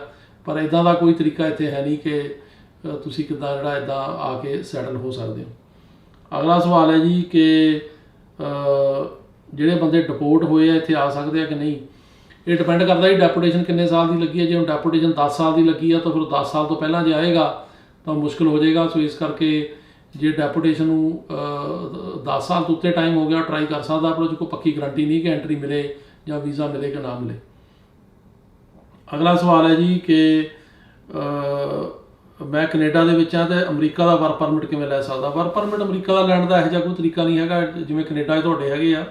ਇੱਥੇ ਇੱਕ TN ਵੀਜ਼ਾ ਹੁੰਦਾ, H1 ਵੀ ਹੈਗਾ, ਲੇਕਿਨ ਉਹ 'ਚ ਹੁਣ ਤੁਸੀਂ ਕੁਆਲੀਫਾਈ ਕਰੋਗੇ ਨਾ ਕਰੋ ਇਹ ਗੱਲ ਵੱਖਰੀ ਆ। ਪਰ ਇੰਨਾ ਈਜ਼ੀ ਨਹੀਂ ਹੈ ਇੱਥੇ ਵਰਕ ਪਰਮਿਟ ਲੈਣਾ। ਅਤੇ ਜਿਹੜੇ ਇੱਥੇ ਜ਼ਿਆਦਾ ਲੋਕਾਂ ਨੂੰ ਵਰਕ ਪਰਮਿਟ ਵਗੈਰਾ ਆਮ ਮਿਲਦੇ ਆ, ਉਹ ਜਿਹੜੇ ਪੋਲੀਟੀਕਲ ਅਸਾਈਲਮ 'ਤੇ ਆਉਂਦੇ ਆ ਜਾਂ ਵਿਆਹ ਕਰਦੇ ਸਿਟੀਜ਼ਨ ਨਾਲ, ਉਹਨਾਂ ਨੂੰ ਮਿਲਦੇ ਆ। ਬਾਈ ਕੈਨੇਡਾ ਵਾਲਿਆਂ ਵਾਸਤੇ ਇੱਕ TN ਵੀਜ਼ਾ ਹੁੰਦਾ ਬੇਸਿਕਲੀ, ਉਹ 'ਤੇ ਤੁਸੀਂ ਟਰਾਈ ਕਰ ਸਕਦੇ ਹੋ। H1 ਵੀ ਕਰ ਸਕਦੇ ਹੋ ਜੇ ਤੁਸੀਂ ਹਾਈਲੀ ਕੁਆਲੀਫਾਈਡ ਹੋ। ਹੁਣ ਪਤਾ ਨਹੀਂ ਤੁਹਾਡੀ ਕੁਆਲੀਫਿਕੇਸ਼ਨ ਕੀ ਆ, ਸੋ ਉਹਦੇ ਮੁਤਾਬਕ ਤੁਸੀਂ ਇਹ ਕਰ ਸਕਦੇ ਹੋ। ਅਗਲਾ ਸਵਾਲ ਹੈ ਜੀ ਕਿ F4 ਨੂੰ ਫਾਸਟ ਕਰਾਉਣ ਦੀ ਕੋਸ਼ਿਸ਼ ਕਰੋ। ਦੇਖੋ ਜੀ, ਮੈਂ ਤੁਹਾਨੂੰ ਦੱਸ ਕੇ ਹਟਿਆ ਵੀ ਅਸੀਂ ਸੈਂਟਰ ਬੌਬ ਮੈਨੇਂਡਸ ਨੂੰ ਮਿਲੇ ਹਾਂ, ਪਿਛਲੇ ਹਫਤੇ ਮਿਲੇ ਹਾਂ, ਅਤੇ ਅਸੀਂ ਕੋਸ਼ਿਸ਼ ਕੀਤੀ ਉਹਨਾਂ ਨਾਲ ਗੱਲਬਾਤ ਕਰਕੇ ਹੁਣ ਦੁਬਾਰਾ ਫੋਲੋਅਪ ਕਰਾਂਗੇ। ਸਾਡੀ ਕੋਸ਼ਿਸ਼ ਤਾਂ ਹੈਗੀ ਆ, ਹੋਰਾਂ ਦੀ ਵੀ ਹੈਗੀ, ਹੋਰ ਵੀ ਬਹੁਤ ਆਰਗੇਨਾਈਜੇਸ਼ਨਸ ਇਹ ਕੰਮ ਕਰ ਰਹੀਆਂ ਨੇ, ਪਰ ਕਿੰਨੀ ਕਾਮਯਾਬੀ ਮਿਲਦੀ ਹੈ ਇਹਦੇ ਬਾਰੇ ਹੁਣ ਟਾਈਮ ਹੀ ਦੱਸੇਗਾ। ਅਗਲਾ ਸਵਾਲ ਹੈ ਜੀ ਕਿ US ਸਿਟੀਜ਼ਨ ਨੂੰ ਇੰਡੀਆ ਜਾ ਕੇ ਵਿਆਹ ਕਰਨ ਲਈ ਕੋਰਟ ਮੈਰਿਜ ਵੀ ਕਰਨੀ ਪੈਂਦੀ ਹੈ ਜਾਂ ਸਿਰਫ ਮੈਰਿਜ ਰਜਿਸਟ੍ਰੇਸ਼ਨ ਨਾਲ ਸਰ ਜਾਂਦਾ। ਕੋਰਟ ਮੈਰਿਜ ਵੀ ਅੱਜ ਕੱਲ੍ਹ ਕਰਨੀ ਪੈਂਦੀ ਹੈ ਜੀ, ਰਿਕੁਆਇਰਮੈਂਟ ਹੈ ਇਹਨਾਂ ਦੀ। ਸੋ ਇਸ ਕਰਕੇ ਕੋਰਟ ਮੈਰਿਜ ਜਿਹੜੀ ਕਰ ਲਓ ਜ਼ਿਆਦਾ ਬੈਟਰ ਹੈ। ਅਗਲਾ ਸਵਾਲ ਹੈ ਜੀ ਕਿ ਇਹ ਦੱਸੋ ਕਿ B1 B2 ਵੀਜ਼ਾ ਜੇ ਹੋਵੇ ਤਾਂ ਉਹਨੂੰ ਵਰਕ ਪਰਮਿਟ 'ਚ ਕਿਵੇਂ ਕਨਵਰਟ ਕੀਤਾ ਜਾਂਦਾ। ਇਟਸੈਲਫ ਆਪਣੇ ਆਪ 'ਚ ਵਰਕ ਪਰਮਿਟ ਕਨਵਰਟ ਕਰਨ ਦਾ ਕੋਈ ਤਰੀਕਾ ਨਹੀਂ। ਜਿਹੜੇ ਇੱਥੇ B1 B2 ਲੈ ਕੇ ਆਉਂਦੇ ਆ ਉਹ ਆਮ ਤੌਰ 'ਤੇ ਅਸਾਈਲਮ ਦਾ ਕੇਸ ਕਰਦੇ ਆ ਜਾਂ US ਸਿਟੀਜ਼ਨ ਦਾ ਵਿਆਹ ਦਾ ਕੇਸ ਕਰਦੇ, ਉਹ 'ਚ ਵਰਕ ਪਰਮਿਟ ਮਿਲਦੇ ਆ। ਇੱਦਾਂ ਆਪਣੇ ਆਪ ਹੀ ਕੋਈ ਵੀਜ਼ੇ 'ਤੇ ਆ ਗਿਆ ਉਹਨੂੰ ਵਰਕ ਪਰਮਿਟ ਮਿਲ ਜੂ, ਇੱਦਾਂ ਦੀ ਕੋਈ ਇੱਥੇ ਅਮਰੀਕਾ ਦੇ ਵਿੱਚ ਪ੍ਰੋਵੀਜ਼ਨ ਨਹੀਂ। ਪਰ ਮੈਂ ਬਾਰ-ਬਾਰ ਇਹ ਗੱਲ ਕਹਿਣਾ, ਹੁਣ ਵੀ ਕਹਿ ਰਿਹਾ ਵੀ ਜਿਹੜੇ ਅਸਾਈਲਮ ਦੇ ਕੇਸ ਨੇ ਜਾਂ ਵਿਆਹ ਦੇ, ਉਹ ਤਾਂ ਕਰੋ ਜੇ ਕੇਸ ਅਸਲੀ ਆ ਅਤੇ ਸੱਚਾ। ਸਿਰਫ ਵਰਕ ਪਰਮਿਟ ਲੈਣ ਲਈ ਕੇਸ ਅਪਲਾਈ ਨਾ ਕਰੋ, ਕਿਉਂਕਿ ਉਹ 'ਚ ਅੱਗੇ ਜਾ ਕੇ ਤੁਹਾਨੂੰ ਮੁਸ਼ਕਲਾਂ ਆਉਣਗੀਆਂ। ਜੇ ਕੇਸ ਤੁਹਾਡਾ ਸਹੀ ਆ, ਅਸਲੀ ਆ, ਤੁਹਾਡੇ ਕੋਲ ਡਾਕੂਮੈਂਟੇਸ਼ਨ ਆ, ਫਿਰ ਤੁਸੀਂ ਕਰ ਸਕਦੇ ਹੋ। ਉਹ ਚੱਲਦੇ ਕੇਸ ਦੇ ਵਿੱਚ ਤੁਹਾਨੂੰ ਜਿਹੜਾ ਵਰਕ ਪਰਮਿਟ ਆ ਉਹ ਮਿਲ ਸਕਦਾ। ਅਗਲਾ ਸਵਾਲ ਹੈ ਜੀ ਕਿ ਜੇ ਕੋਈ ਬੰਦਾ ਇੱਥੇ F1 ਸਟੱਡੀ ਵੀਜ਼ਾ ਲੈ ਕੇ ਆਉਂਦਾ ਤਾਂ ਕਿੰਨੀ ਦੇਰ ਬਾਅਦ ਵਰਕ ਪਰਮਿਟ ਮਿਲ ਸਕਦਾ। ਵਰਕ ਪਰਮਿਟ ਇੱਦਾਂ ਨਹੀਂ ਜੀ ਮਿਲਦਾ, ਜਦੋਂ ਪੜ੍ਹਾਈ ਖਤਮ ਹੋ ਜਾਂਦੀ ਉਹਨਾਂ ਨੂੰ ਸਾਲ ਲਈ OPT ਮਿਲਦਾ ਵਰਕ ਪਰਮਿਟ ਅੰਡਰ ਕੇ ਟ੍ਰੇਨਿੰਗ ਲੈਣ ਲਈ। ਪਰ ਜਿਹੜਾ ਵਰਕ ਪਰਮਿਟ ਜਿਵੇਂ ਦੱਸ ਕੇ ਹਟਿਆ ਉਹ ਅਸਾਈਲਮ ਦੇ ਕੇਸ ਜਾਂ ਵਿਆਹ ਦੇ ਕੇਸਾਂ 'ਚ ਮਿਲਦਾ, ਪਰ ਇੱਦਾਂ ਸਟੂਡੈਂਟ ਵੀਜ਼ੇ 'ਤੇ ਇਟਸੈਲਫ ਵਰਕ ਪਰਮਿਟ ਨਹੀਂ ਮਿਲਦਾ। ਇੱਕ OPT ਪ੍ਰੋਗਰਾਮ ਦੇ ਅੰਡਰ ਜ਼ਰੂਰ ਮਿਲਦਾ, ਪਰ ਉਹ ਵੀ 1 ਸਾਲ ਲਈ ਹੁੰਦਾ। ਅਗਲਾ ਸਵਾਲ ਹੈ ਜੀ ਕਿ ਨਿਊ ਵਰਕ ਪਰਮਿਟ ਅਪਲਾਈ ਕੀਤਾ ਸੀ 4 ਨਵੰਬਰ ਨੂੰ, ਰਿਸੀਵ ਹੋਇਆ, ਕਿੰਨਾ ਟਾਈਮ ਲੱਗੂਗਾ। ਅੱਜ ਕੱਲ੍ਹ ਟਾਈਮ ਅੱਗੇ ਨਾਲੋਂ ਘੱਟ ਲੱਗ ਰਿਹਾ ਜੀ। ਜਿਹੜੇ ਖਾਸ ਕਰਕੇ ਰਿਨਿਊ ਕਰਾ ਰਹੇ ਆ ਉਹਨਾਂ ਲਈ, ਜਿਵੇਂ ਅੱਗੇ ਜਿਹੜੇ ਰਿਨਿਊ ਕਰਾਉਂਦੇ ਸੀ ਉਹ 1.5 ਸਾਲ ਲੱਗਦਾ ਸੀ, ਹੁਣ ਤਕਰੀਬਨ 2-3 ਮਹੀਨੇ 'ਚ ਆ ਰਹੇ ਆ। ਜਿਹੜੇ ਨਵੇਂ ਅਪਲਾਈ ਕਰਦੇ ਆ ਪਹਿਲੀ ਵਾਰੀ 6 ਮਹੀਨੇ ਬਾਅਦ ਵੀ, ਜਿਵੇਂ 6 ਮਹੀਨੇ ਪੂਰੇ ਹੋ ਜਾਣ, ਉਹਨਾਂ ਨੂੰ ਵੀ 1.5 ਤੋਂ 2 ਮਹੀਨੇ ਦੇ ਵਿੱਚ ਆ ਰਹੇ ਆ ਵਰਕ ਪਰਮਿਟ। ਅਗਲਾ ਸਵਾਲ ਹੈ ਜੀ ਕਿ F3 ਵੀਜ਼ਾ ਅਪਲਾਈ ਕੀਤਾ ਸੀ 2013 'ਚ ਅਤੇ ਕਦੋਂ ਸਾਡੀ ਵਾਰੀ ਆਊਗੀ। F3 'ਚ ਮੈਂ ਦੱਸ ਕੇ ਹਟਿਆ ਜੀ, ਅਜੇ ਜਿਹੜਾ ਵੀਜ਼ਾ ਬੁਲੇਟਿਨ ਉਹਦੇ ਮੁਤਾਬਕ 22 ਨਵੰਬਰ 2008 ਚੱਲ ਰਿਹਾ ਅਤੇ ਇਹਨੂੰ ਟਾਈਮ ਲੱਗ ਸਕਦਾ। ਅਤੇ ਅਜੇ ਤੁਹਾਨੂੰ ਹੋਰ ਜਿਹੜਾ 13 'ਚ ਹੈਗਾ 4-5 ਸਾਲ ਲੱਗ ਸਕਦੇ ਆ, ਵੇਟ ਕਰੋ ਜੀ। ਅਗਲਾ ਸਵਾਲ ਹੈ ਜੀ ਕਿ US ਐਮਬੈਸੀ ਕਦੋਂ ਦਿੱਲੀ ਮੂਵ ਹੋਏਗੀ। ਇਹਦੇ ਬਾਰੇ ਮੈਂ ਦੱਸ ਕੇ ਹਟਿਆ ਜੀ ਕਿ ਅਸੀਂ ਸੈਂਟਰ ਬੌਬ ਮੈਨੇਂਡਸ ਨਾਲ ਗੱਲ ਕੀਤੀ ਆ ਅਤੇ ਇਹਦੇ ਬਾਰੇ ਹੁਣ ਅੱਗੇ ਫੋਲੋਅਪ ਕਰਾਂਗੇ। ਅਜੇ ਤੱਕ ਨਹੀਂ ਮੂਵ ਹੋਈ।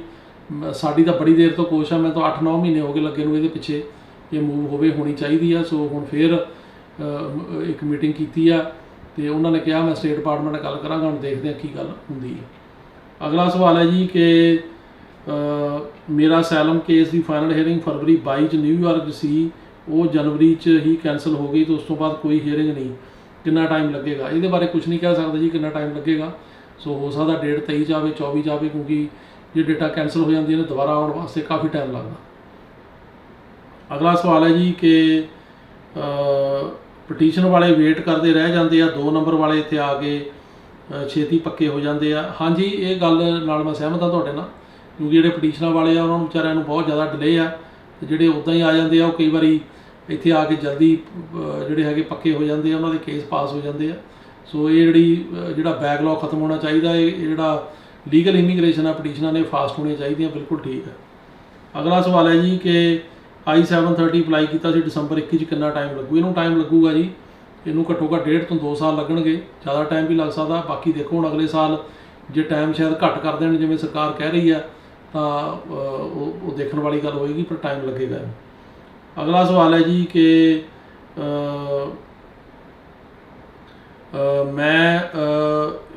ਮੇਰਾ ਵਿਜ਼ਟਰ ਵੀਜ਼ਾ ਰਿਫਿਊਜ਼ ਹੋਇਆ ਸੀਗਾ, ਉਦੋਂ ਬਾਅਦ ਮੈਂ ਅਮਰੀਕਾ ਜੇ ਉਹਦਾ ਬਾਰਡਰ ਕ੍ਰਾਸ ਕਰਕੇ ਆਵਾਂ ਤਾਂ ਮੈਨੂੰ ਕੋਈ ਪ੍ਰੋਬਲਮ ਆਊਗੀ? ਦੇਖੋ ਗੱਲ ਇਹ ਹੈਗੀ ਹੈ ਵੀ ਮੈਂ ਰਿਕਮੈਂਡ ਨਹੀਂ ਕਰਦਾ ਵੀ ਇੱਦਾਂ ਬਾਰਡਰ ਕ੍ਰਾਸ ਕਰਕੇ ਆਇਆ ਜਾਵੇ, ਕਿਉਂਕਿ ਇਹ ਗੈਰ ਕਾਨੂੰਨੀ ਆ, ਉਹ ਵੀ ਖਤਰਨਾਕ ਤਰੀਕਾ। ਸੋ ਅਸੀਂ ਇਹ ਰਿਕਮੈਂਡ ਨਹੀਂ ਕਰਦੇ ਵੀ ਇੱਦਾਂ ਬੰਦੇ ਆਉਣ, ਪਰ ਜਿਹੜੇ ਆਉਂਦੇ ਆ ਉਹਨਾਂ ਨੂੰ ਮੈਂ ਦੱਸ ਕੇ ਹਟਿਆ ਵੀ ਪੋਜੀਸ਼ਨ ਇਹ ਹੈਗੀ ਆ ਵੀ ਐਂਟਰੀ ਜਿਹੜੀ ਆ ਉਹ ਮਿਲ ਜਾਂਦੀ ਹੈ। ਜਿਹੜੇ ਬੱਚਿਆਂ ਨਾਲ ਆਉਂਦੇ, ਛੋਟੇ ਬੱਚਿਆਂ ਨਾਲ, ਦੂਜਿਆਂ ਨੂੰ ਕਈ ਵਾਰੀ ਐਂਟਰੀ ਮਿਲਦੀ, ਪਰ ਕਈ ਵਾਰੀ ਜਿਹੜੇ ਇਮੀਗ੍ਰੇਸ਼ਨ ਦੇ ਕੈਂਪ ਨੇ, ਡਿਟੈਂਸ਼ਨ ਸੈਂਟਰ ਨੇ, ਉਹਨਾਂ 'ਚ ਲੈ ਜਾਂਦੇ ਆ, ਉੱਥੇ ਜਾ ਕੇ ਫਿਰ ਉਹਨਾਂ ਦੀ ਇੰਟਰਵਿਊ ਵਗੈਰਾ ਹੁੰਦੀ ਆ, ਉਦੋਂ ਬਾਅਦ ਬੌਂਡ ਹੁੰਦਾ, ਕਈਆਂ ਦੀ ਇੰਟਰਵਿਊ ਤੋਂ ਬਿਨਾਂ ਵੀ ਬੌਂਡ ਹੋ ਜਾਂਦਾ। ਸੋ ਇਸ ਤਰ੍ਹਾਂ ਇਹ ਜਿਹੜਾ ਪ੍ਰੋਸੈਸ ਹੈਗਾ, ਜੇ ਇੰਟਰਵਿਊ 'ਚ ਫੇਲ ਹੋ ਜਾਂਦੇ ਆ ਤਾਂ ਫਿਰ ਇਮੀਗ੍ਰੇਸ਼ਨ ਜੱਜ ਅੱਗੇ ਇੱਕ ਮੌਕਾ ਹੁੰਦਾ, ਜੇ ਉੱਥੇ ਵੀ ਫੇਲ ਹੋ ਜਾਣ ਤਾਂ ਫਿਰ ਇਹ ਜਿਹੜਾ ਹੈਗਾ ਉਹ ਐਂਟਰੀ ਡਿਨਾਈ ਕੀਤੀ ਜਾ ਸਕਦੀ ਹੈ। ਅਗਲਾ ਸਵਾਲ ਹੈ ਜੀ ਕਿ ਇਹ ਦੱਸੋ ਕਿ ਟਾਈਟਲ 42 ਦਾ ਕੀ ਬਣਿਆ? ਮੈਂ ਦੱਸ ਕੇ ਹਟਿਆ ਜੀ ਵੀ ਟਾਈਟਲ 42 ਖਤਮ ਹੋਣਾ ਸੀ ਦਸੰਬਰ 21 ਨੂੰ, ਪਰ ਉਹ US ਸੁਪਰੀਮ ਕੋਰਟ ਨੇ ਉੱਤੇ ਸਟੇ ਲਾਤੀ ਹੈ ਖਤਮ ਹੋਣ 'ਤੇ, ਉਹਨੂੰ ਅੱਗੇ ਵਧਾਤਾ। ਸੋ ਉਹਨੂੰ ਐਕਸਟੈਂਡ ਕਰ ਦਿੱਤਾ ਉਹਨਾਂ ਨੇ ਟੈਂਪਰੇਰੀ। ਸੋ ਜੇ ਟਾਈਟਲ 42 ਜਿਹੜਾ ਉਹ ਖਤਮ ਨਹੀਂ ਹੋਇਆ। ਅਗਲਾ ਸਵਾਲ ਹੈ ਜੀ ਕਿ ਮੇਰੇ ਬ੍ਰਦਰ ਇਨ ਲਾਅ ਨੇ ਜੁਲਾਈ 2007 ਵੀ ਸਾਡਾ F4 ਵੀਜ਼ੇ ਲਈ ਅਪਲਾਈ ਕੀਤਾ ਸੀ, 15 ਸਾਲ ਤੋਂ ਉੱਤੇ ਹੋ ਗਏ ਆ, ਅਤੇ ਬੇਟਾ ਮੇਰਾ 19 ਸਾਲ ਦਾ ਹੈ, ਅਤੇ ਕੀ ਉਹ ਆਏਗਾ? ਦੇਖੋ ਇਹਨੂੰ ਟਾਈਮ ਲੱਗ ਰਿਹਾ, ਜੇ 7 'ਚ ਕੀਤਾ ਜੇ 2-2.5 ਸਾਲ ਤੁਹਾਡੇ ਹੋਰ ਲੱਗ ਸਕਦੇ ਆ। ਜੇ ਉਹ 21 ਸਾਲ ਤੋਂ ਉੱਪਰ ਹੋ ਜਾਂਦਾ ਉਦੋਂ ਤਾਂ, ਜੇ child status protection act cover ਕਰੇਗਾ ਤਾਂ ਉਹ ਜ਼ਰੂਰ ਆਏਗਾ। B1 B2 ਦੀਆਂ ਅਪਾਇੰਟਮੈਂਟਸ ਬਾਰੇ ਦੱਸੋ। ਵਿਜ਼ਟਰ ਵੀਜ਼ੇ ਦੀਆਂ ਜਿਹੜੀਆਂ ਅਪਾਇੰਟਮੈਂਟ ਨੇ ਜੀ, ਉਹਨਾਂ ਦਾ ਬੇਸਿਕਲੀ ਇਹ ਹੈਗਾ ਕਿ ਇੰਟਰਵਿਊਆਂ ਜਿਹੜੀਆਂ ਨੇ ਉਹ ਸਕੈਜੂਲ ਜਲਦੀ ਨਹੀਂ ਹੋ ਰਹੀਆਂ, ਅਪਾਇੰਟਮੈਂਟਸ ਨਹੀਂ ਮਿਲ ਰਹੀਆਂ। ਉਹ ਵੀਜ਼ਾ ਤਾਂ ਅਪਲਾਈ ਹੋ ਰਿਹਾ ਪਰ ਅਪਾਇੰਟਮੈਂਟਸ ਜਲਦੀ ਨਹੀਂ ਮਿਲ ਰਹੀਆਂ। ਇਹ ਗੱਲ ਸੱਚ ਹੈ, ਹੁਣ ਦੇਖਦੇ ਹਾਂ ਕਿੰਨੀ ਕੁ ਇੰਪਰੂਵਮੈਂਟ ਹੁੰਦੀ ਹੈ ਅਗਲੇ ਸਾਲ 'ਤੇ, ਦੇਖਣ ਵਾਲੀ ਗੱਲ। ਅਗਲਾ ਸਵਾਲ ਹੈ ਜੀ ਕਿ ਇਹ ਦੱਸੋ ਕਿ 18 ਸਾਲ ਤੋਂ ਘੱਟ ਉਮਰ ਵਾਲਾ ਜੇ ਕੋਈ ਬਾਰਡਰ ਕ੍ਰਾਸ ਕਰਕੇ ਆਉਂਦਾ ਤਾਂ ਉਹਦੀ ਕੀ ਪੋਜੀਸ਼ਨ ਹੋਏਗੀ?